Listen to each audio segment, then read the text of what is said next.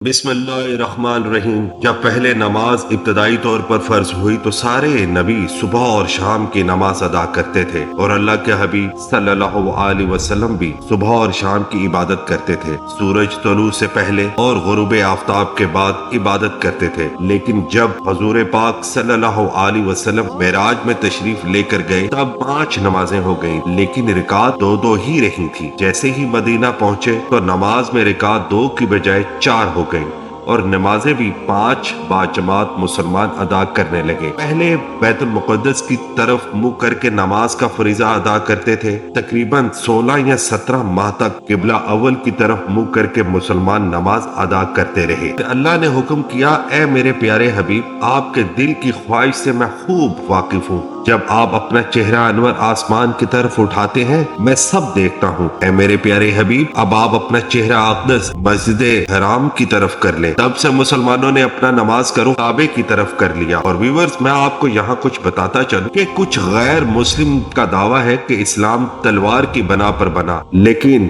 نبی پاک صلی اللہ علیہ وسلم کا 13 سالہ دور صبر اور اللہ کی بارگاہ میں سر جھکانے والا دور تھا، جس میں ابو جہل جیسے لوگ آپ کی عبادت میں خلل ڈالنے کے لیے آپ صلی اللہ علیہ وسلم پر گندی اوجری پھینک دیتے تھے تو آپ خاموشی اختیار کر لیتے، اور دوسری جانب طائف کے لوگوں نے آپ پر پتھر برسائے، پھر بھی آپ نے خاموشی اختیار کی، اور یہاں تک کہ آپ صلی اللہ علیہ وسلم کے خاندان اور آپ پر ایمان لانے والوں کا 3 سال تک مکمل طور پر سوشل بائیکاٹ کر دیا گیا، جس کو ہم شب ابو طالب کہتے ہیں۔ تب بھی آپ خاموش رہے اور صبر کرتے رہے اور اللہ تعالیٰ سے دعائیں مانگتے رہے۔ لیکن جب اللہ پاک نے نبی صلی اللہ علیہ وسلم کو ہجرت کرنے کو کہا تو آپ رات کے وقت مکہ سے روانہ ہوئے۔ جب آپ غار سور پہنچے، قدرت کی منشا تھی کہ آپ یہاں قیام فرمائے، لہذا آپ نے غار سور میں 3 دن تک قیام فرمایا۔ اس دوران آپ کے ہمراہ حضرت ابو بکر رضی اللہ تعالیٰ عنہ بھی موجود تھے، اور دوسری جانب قریش کے لوگ غار کے قریب آ پہنچے۔ ان میں چند افراد آگے بڑھے اور غار کو جھک کر دیکھنے لگے۔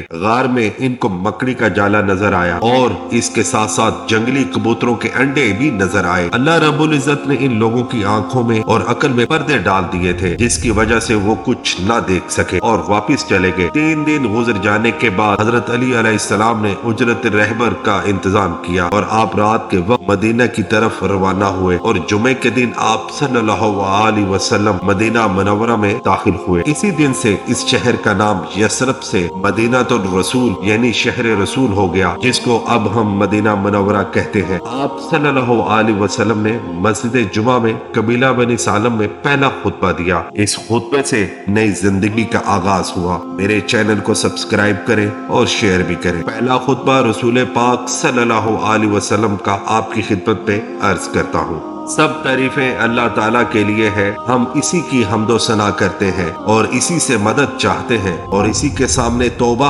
کرتے ہیں۔ اس کے دامن میں اپنے نفس کی خرابیوں اور برے اعمال سے پناہ چاہتے ہیں۔ جس کو اللہ تعالیٰ ہدایت دے اسے کوئی گمراہ نہیں کر سکتا، اور جس کو گمراہ کر دے اسے کوئی ہدایت نہیں دے سکتا۔ اور میں گواہی دیتا ہوں کہ اللہ کے سوا کوئی معبود نہیں، اور وہ اکیلا ہے، اس کا کوئی شریک نہیں۔ اور میں اعلان کرتا ہوں کہ میں محمد صلی اللہ علیہ وسلم اللہ کا بندہ اور رسول ہوں، اور میں تمہیں اللہ سے ڈرنے کی وصیت کرتا ہوں اور تمہیں اس کی اطاعت کا حکم دیتا ہوں، اور میں اسی سے ہدایت مانگتا ہوں، اور میں کبھی اس کی نافرمانی نہیں کرتا اور نہ میں اس کی نافرمانی کا سوچتا ہوں، لیکن میں اس سے دور رہتا ہوں جو اس کی نافرمانی کرے، اور میں اس سے دشمنی رکھتا ہوں جو اللہ کا منکر ہو، اللہ کے پیغامات اور ہدایت پر مخالفت کرتا ہو۔ اور میں گواہی دیتا ہوں کہ لا الہ کے علاوہ کوئی معبود نہیں سوائے اللہ کے، اور اس کا کوئی شریک نہیں، اور اللہ تعالیٰ نے مجھے اس وقت بھیجا جب علم کی قلت ہو چکی تھی اور تم خیر کی باتیں نہیں جانتے تھے، تم روزمرہ کے کاموں کو ہی اپنا مذہب سمجھتے تھے۔ میں اس دور میں بھیجا گیا ہوں جب قیامت ان قریب آنے والی ہے، جیسے میری 2 انگلیوں کے درمیان فاصلہ ہے، اتنا ہی فاصلہ اب قیامت کا ہے، اور جلد شب روز زندگی کی مدت ختم ہو جائے گی، سورج چاند کا مقررہ وقت پر چلنا بھی ختم ہو جائے گا، اور دنیا کی محبت اپنے دلوں سے نکال دو، صرف اور صرف آخرت کی محبت سے اپنے دلوں کو آباد کر لو۔ اے لوگوں، تمہارا اللہ ایک ہے، تمہارا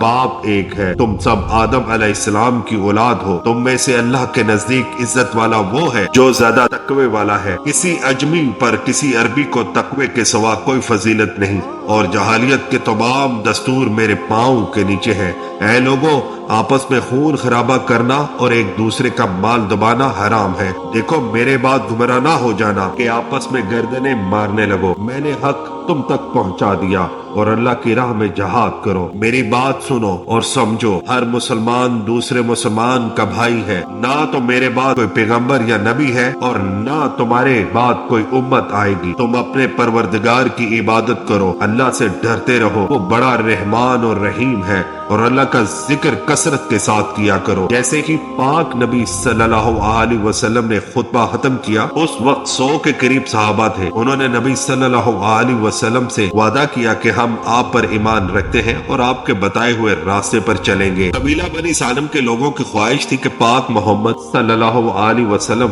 हमारे यहाँ कयाम करें। व्यूअर्स, आपको अगले पार्ट में बताया जाएगा कि किस तरह मस्जिद नबवी तमीर हुई, जमीन किसने दी, कुरैश के सरकश लोगों की आप सरकार सल्लल्लाहु अलैहि वसल्लम से बगावत का ऐलान। मेरे चैनल को सब्सक्राइब करें और लाइक करें।